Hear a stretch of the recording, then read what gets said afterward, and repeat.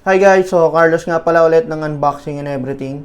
Sa video na ito guys, ipapakita ko lang na nagwo-work na yung ating Huawei 5X6-10 na modem as a VLAN sa ating LPB 2.0. So tara, mag-start na tayo.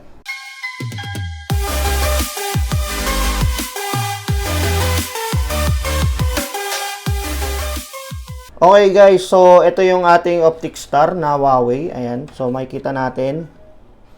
Ayan, Huawei OpticStar 5X6-10. Ayan.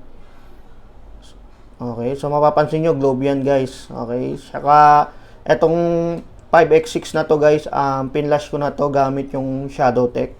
Ayan, so naka-setup na kagad siya ng LAN 1 niya is yung Bendo, and then yung LAN 4 is ISP, and LAN 2 and 3 is AP. Ayan, makikita nyo naman guys. Okay, so eto guys, wag nyo nang pansinin itong nakadikit na to guys. Kasi ginagamit ko tong dalawa to guys, pang mount sa 5X6 natin sa box ng piso wifi natin. Okay, so ngayon, papaganahin natin yung ating VLAN dito sa LPB 2.0 na setup ko. Ayan, makikita nyo, gulo-gulo siya guys. Okay, tsaka makapansin nyo guys, walang USB tulan yan ha. Okay, so sa video ko kasi ng VLAN guys, may nag-comment na naka-USB tulan daw tong build natin. So ayan, makikita nyo walang USB tulan na nakalagay dyan. Okay, so ngayon isasaksak ko muna. Okay? Okay guys, so ayan, setup na natin yung ating LPB 2.0 na build. Okay, so makikita nyo, ito yung LAN 1, yung kanyang papunta sa ating Orange Pi 1. Ayan, makikita nyo. Tapos guys, ito naman yung LAN 4 natin guys, is yung ISP. Okay, so ayan, wala kayong makikitang USB to LAN. Okay, tapos yung LED lights natin na insert coin. Ayan, naka-off. And then yung ating power LED, ayan, naka-on siya. Okay, tapos ito yung coin slot natin. So ngayon, try natin kumonek sa ating 5X6-10 na VLAN. Okay, so titingnan natin kung lalabas yung portal ni LPB 2.0. Okay, so ayan. Settings, Wi-Fi. Ayan, on natin. Ayan, hintayin natin lumabas.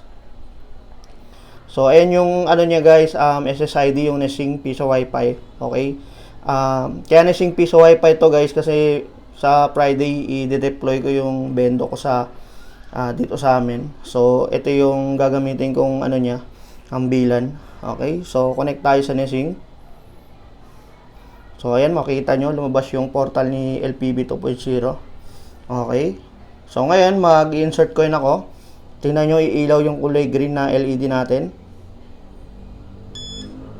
So ayan, umilaw na siya. Tapos, try ko magulog. So, ayan. Ayan. So, nagulog ako ng 5 piso. Ayan. So, click natin yung buy time. Mamatay yung green. Ayan. And then, ayan. Connected na tayo agad. Tapos, try natin mag-Google. Google. So, ayan. Working siya, guys. Speed test tayo. So yan, hindi ko pa nabago yung ano niya, speed per client niya. Okay, so ayun guys, ang pag setup nito ng VLAN is katulad lang din guys nung previous video ko na VLAN config niya sa 5v5. Okay, ang magbabago lang ng config dito guys, itong 5X6-10 natin na OpticStar.